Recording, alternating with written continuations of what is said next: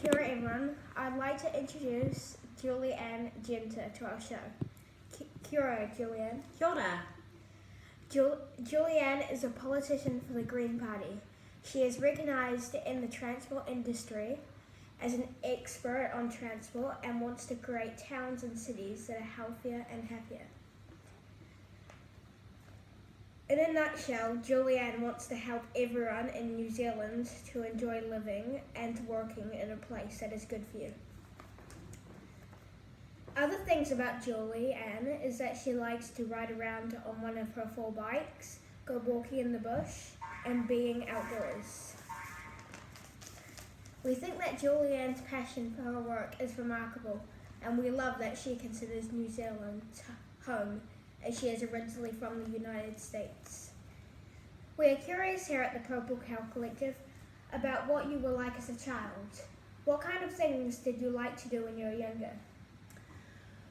When I was younger, I moved around a lot. I moved to California when I was 7, and I lived there till I was 16 in Southern California.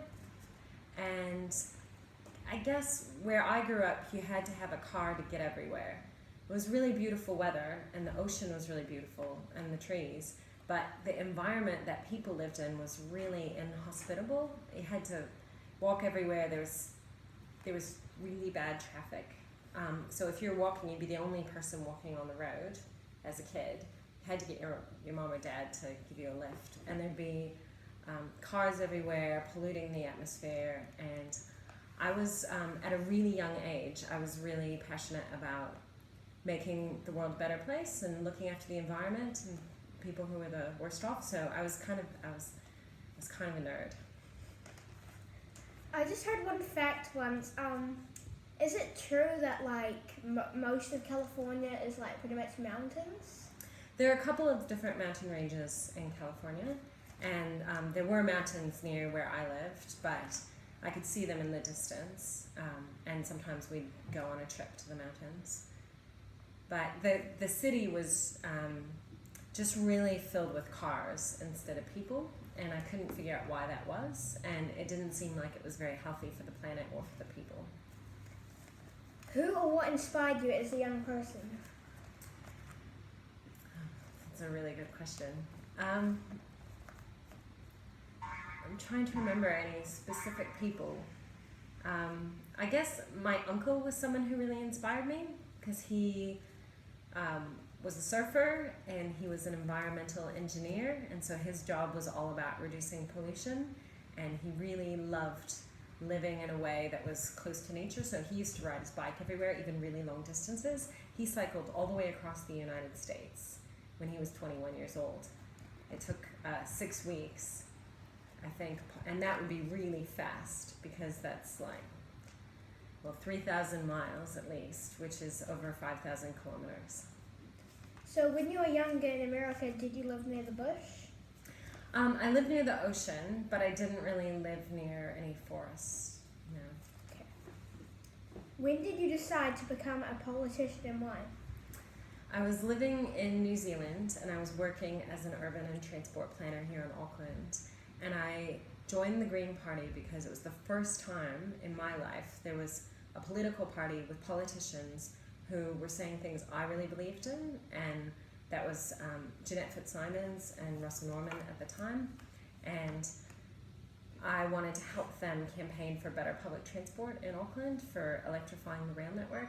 So I joined the party as a volunteer, and a couple of years after that, being really involved in the party as a volunteer, some people encouraged me to stand as a candidate, and so I thought about that for a long time, and I decided to do it in 2011, and that was the year I was elected. Any hopes of becoming Prime Minister, or is this fine? I don't aspire to be Prime Minister, but I would love to be Minister of Transport. Okay. Can you think of 2 things we need to know about politics here in New Zealand, and why we need to take notice? Politics isn't just a bunch of angry people yelling at each other in a room, and it should be for everyone. I think a lot of young people and a lot of people who don't like fighting think that politics isn't for them, but the decisions made by politicians affect all of our lives, and they especially affect the future. And so young people, more than anyone, need to be paying attention and involved in politics, because the decisions that the politicians make will affect your future even more than mine.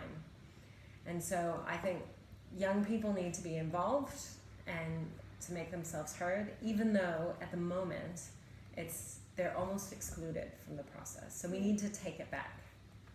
Yeah. I don't always think that some of the adults in Parliament vote on laws that are best for the children of this country. For example, very few voted for the Feed the Kids bill. Yeah, you're right. Is there any advice that you could give young people like me to grow our voice, make us heard, and for the politicians to take what we say seriously? I think that's a difficult question. I think you're absolutely right. It's vitally important that young people and children have more of a voice in politics and in policy that's being implemented. I think the best way to do this is to try and spread the word with your friends. The way you're doing with your show is a perfect example to try and ensure that there's some way for people your age to get in touch with politicians, find out the answers to the questions you want, and share it with people your age, and then share your ideas with us. But the most important thing is, as you get older, once you're able to vote, enroll to vote, join political parties, maybe form your own political party, and use that to influence the system. Just a question that has nothing to do with the topic. Do you think it's important to vote? Because lots of people think that just one vote doesn't matter. It's really important to vote, especially in a small country like New Zealand, and we have MMP, which is a proportional system. Many countries, like the one I grew up in, don't have MMP, and so you don't have the ability to elect a Democratic Party like the Green Party. But in New Zealand, you get to vote for a party, and that means that your voice can be heard even if you don't agree with the dominant parties. And so I think it's really, really important to vote, but not just to vote, to also be involved in politics every day. Yeah. On a different note, my family tell me that Copenhagen is a city that leads the way in being a healthy city in both the mental and physical and social environments. I'm lucky that I can walk to and from my school, but this is not possible for some of my friends because Auckland is very, very spread out. Yeah, that's absolutely right. I love Copenhagen. If you had all the money in the world, what 2 things would you change in New Zealand cities so they could be better places to live? You actually don't need all the money in the world. Even just taking the money we currently have, we could make some pretty big changes. But I would put people first in the priority for transport planning. So we could have safe, pleasant walking and cycling, and really good electric trams and trains and ferries to get people around. And I would ensure that the buildings were nicer as well, so there were more opportunities for people to live in places that are close to public transport, close to parks, close to schools, and so, not so spread out. Like in Copenhagen, they have this thing where cars have to give way to people. Would you enforce that rule in New Zealand? Yeah, definitely. I think it's smart to have cars give way to people. But it's also the design of the streets. The traffic engineers in Copenhagen have a different approach to designing the streets. And so if you go out in the street now, the street tells people to drive fast. It tells them that they're the priority, not people on foot or on bicycles. So if you design the street better, it naturally encourages slow speeds and encourages more people to walk and cycle. Yeah. Here at the Purplecow Collective, we want to encourage other young people to be remarkable. We want them to develop an unshakable belief in themselves and also make a positive difference in the lives of others. Is there any advice you could give to young people that want to make a positive difference but don't feel entirely confident about doing it? You're absolutely right. It's important to believe in yourself and everyone's voice is important. And so I suppose the trick is to not be too critical of yourself and just try to speak from your heart, and not try to be perfect, but just think what's important to you, follow your values, and speak up for your values, and don't let other people discourage you from doing that just because they're older or more powerful or whatever it is. Would there be anything that could get your self-esteem or like courage up so you can speak? Practice is really good. Just practicing, even if you feel nervous. I do mindfulness, so I practice meditating with an app, which means just sitting still and watching my mind. And what I find is that it calms down, and it actually helps you. It helps give you more courage to speak up. I also think, Yeah, that's what my mum does. it's pretty effective. Finally, if you're a young person today, what kind of attitude would you have towards life?